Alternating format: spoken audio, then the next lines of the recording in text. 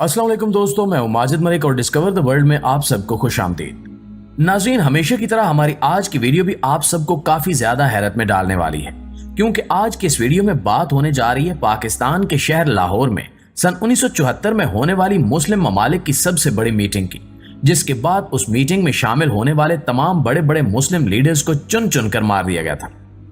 दरअसल आज की इस वीडियो में हम यही डिस्कस करेंगे कि मुस्लिम ममालिक के बीच होने वाली इस मीटिंग का इनेकाद किसने किया था, इस मीटिंग के पीछे क्या खास मकसद था और आखिर इसमें शामिल होने वाले मुस्लिम दुनिया के इतने बड़े लीडर्स को कैसे मारा गया था, जबकि इन्हें बेदर्दी से मारने के पीछे असल हाथ किसका था और इन्हें मारने की वजह क्या थी। मगर वीडियो को मजीद आगे बढ़ाने से पहले आपसे इतनी सी गुजारिश है कि मुकम्मल हकायक को समझने के लिए वीडियो को शुरू से लेकर आखिर तक जरूर देखा करें। तो आइए चलकर मौजू का बाकायदा आगाज करते हैं।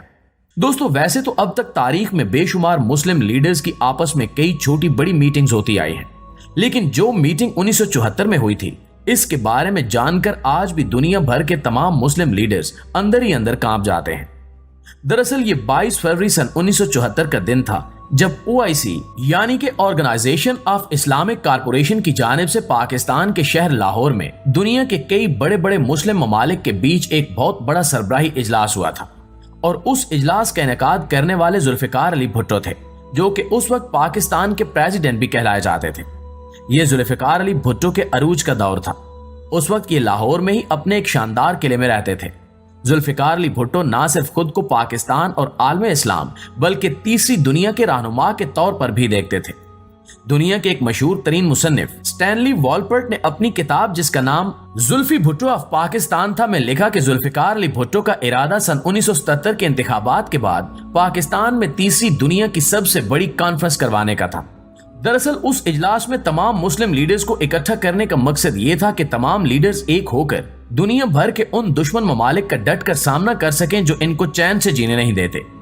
उस इजलास में शिरकत करने वालों में सऊदी अरब के शाह फैसल, लीबिया के मुअम्मर कजाफी, फलस्तीन के यासिर अरफात, बांग्लादेश के शेख मुजीबुर रहमान और मिस्र के सदर अनवार सादात भी शामिल थे।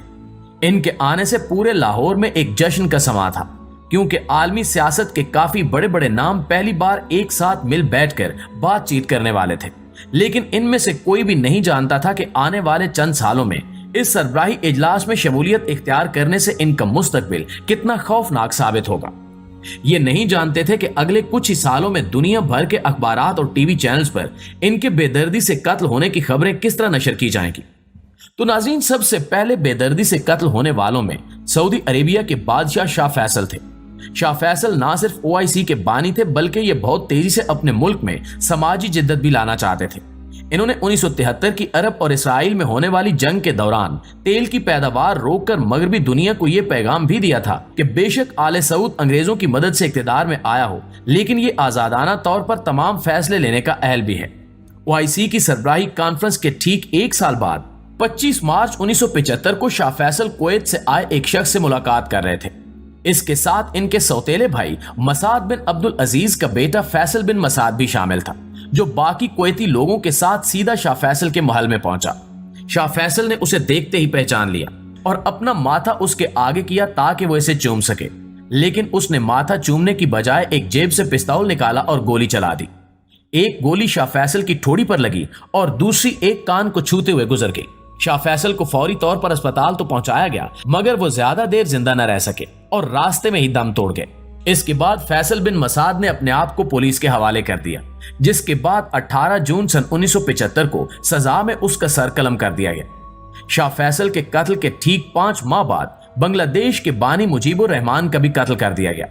इनका कत्ल भी सन 1974 में OIC में शमूलियत इख्तियार करने पर किया गया था, जबकि इनका कत्ल इनकी अपनी फौज की जानिब से ही किया गया था और कत्ल करने के बाद फौज ने इक्तिदार पर भी कब्जा जमा लिया। 15 अगस्त सन 1975 को बांग्लादेश में जनरल जियाउर रहमान की तरफ से मार्शल लॉ लगाया गया और इसी की जानिब से मुल्क की आजादी का ऐलान भी किया गया था। इसी का फायदा उठाते हुए कुछ फौजी अफसरान की जानिब से बांग्लादेश के सदारती हाउस में जबरदस्ती दाखिल होकर न सिर्फ शेख मुजीबुर रहमान बल्कि इनकी पूरी फैमिली को भी काफी बेदर्दी से मौत के घाट उतार दिया गया। उस वक्त इनके खानदान की सिर्फ 2 ही औरतें बची थी, एक शेख हसीना वाजिद और एक मुजीबुर रहमान की बहन शेख रेहाना थी। ये दोनों इनके कत्ल के वक्त जर्मनी में मौजूद थी, जिस वजह से बच गईं। ये साजिश फौजी अफसरान और अवामी लीग में शेख मुजीबुर रहमान के पर्सनल साथियों ने मिलकर रचाई थी। नाज़रीन, जैसे कि इस कॉन्फ्रेंस में मिस्र के सदर अनवारुल सादात भी शामिल थे। ये एक फौजी परेड का मुशाहिदा कर रहे थे कि इन्हें खालिद इस्लाम बूली नामी एक शख्स की जानिब से कत्ल कर दिया गया। खालिद इस्लाम बूली खुद भी एक मिस्री फौजी अफसर था। उसने मौके का फायदा उठाया और इन्हें इस दुनिया से रुखसत कर दिया। इसके अलावा फलस्तीन के यासिर अरफात भी सन 1974 की सरबराही कॉन्फ्रेंस में शरीक हुए थे, इसलिए इन्हें भी इस दुनिया से जाना पड़ा। इन्हें सन 2004 में इसराइल की इंटेलिजेंस एजेंसी की जानिब से जहर दिया गया था, जिस वजह से ये भी मौत की वादी में चले गए। बिल्कुल इसी तरह लीबिया के सदर और कर्नल का ओहदा रखने वाले मुअम्मर कज़ाफी भी लाहौर में होने वाली कॉन्फ्रेंस का हिस्सा बने थे। 20 अक्टूबर 2011 को मुअम्मर कज़ाफी नेटो की बमबारी से बचने के लिए एक पाइप में छुपे हुए थे। उस बमबारी से इनके सर पर काफी चोटें भी आई थी, लेकिन नेटो के काफिले ने इन्हें ढूंढ निकाला और अजियतनाक तरीके से कत्ल कर दिया और इनकी लाश को सड़कों पर भी घसीटा गया। क्योंकि उस कॉन्फ्रेंस को यकीनी बनाने के लिए जुल्फिकार अली भुट्टो का किरदार सबसे अहम था, क्योंकि इस सरबराही कॉन्फ्रेंस को कामयाब बनाने के लिए उन्होंने अपने सिफारती काबिलियत के ऐसे ऐसे जौहर दिखाए कि पहली बार तकरीबन इस्लामी दुनिया के तमाम बड़े बड़े लीडर्स एक ही प्लेटफार्म पर इकट्ठे हुए थे। इसमें कोई शक नहीं कि यह भुट्टो के इक्तिदार का एक ऐसा कारनामा था जिसने पूरे पाकिस्तान को पूरी दुनिया के सामने एक अहम मरकज बना दिया था। यही सरबराही इजलास था जिसने पाकिस्तान की आलमी तन्हाई को भी खत्म कर दिया था। इसलिए ये चाहते थे कि इस कॉन्फ्रेंस के बाद पाकिस्तान तीसरी दुनिया का अहम रहनुमा बनकर उभरे, लेकिन कुदरत को कुछ और ही मंजूर था। 1977 के इंतखाबात के बाद भुट्टो की सियासी जमात पाकिस्तान पीपल्स पार्टी ने काफी उम्दा कामयाबी हासिल की, लेकिन इनकी मुखालिफ सियासी पार्टियों ने दावा किया कि भुट्टो ने इंतखाबात में धांधली से जीत हासिल की है, जिस वजह से 5 जुलाई सन 1977 को जनरल ज़ियाउल हक ने इनके इक्तिदार का तख्ता ही उलट दिया। इन पर मोहम्मद अली कसूरी के कत्ल का मुकदमा भी चलाया गया, जिस वजह से अदालत की जानिब से इन्हें सजाए मौत सुना दी गई और फिर 4 अप्रैल सन 1979 को जुल्फिकार अली भुट्टो को फांसी दे दी गई। जबकि फांसी के कई बरसों बाद सजाए मौत सुनाने वाले जजेस को ख्याल आया कि इन्हें फांसी के अलावा कोई और भी सख्त सजा दी जा सकती थी।